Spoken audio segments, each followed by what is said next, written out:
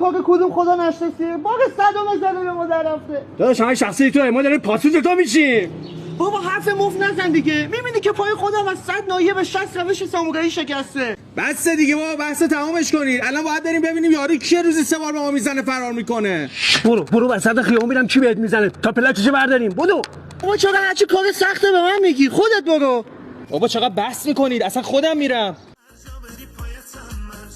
اوه ماشین اومد. اما افتخارش نمیدی بریم دور چرا که نه؟ خاک بر سرت، عرضه نداشتی بری؟ اصلا رفت سوار ماشین دختره شد رفت. دوباره ماشین برگشت. بچه‌ها مزه پزه گرفتم، حل چسی بریم صفا کنی؟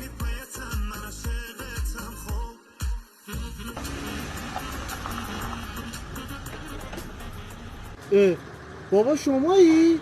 نکنه اینا همه کار شما بوده. حرف نباشه، تمام این نقشه ها رو من کشیده بودم. یه هفته 3 تاتون رو زیر نظر داشتم، خواستم ببینم چند مرد حلاجی. این که حول بدبخت در اومد، شما دوتا هم که عملی و زهرماری خورد. بری گمشی رد کارتون، شما پسرای من نیستی. باورم نمیشه که تو عاشق بشی، واسه باقی قلبم یه شقایق بشی.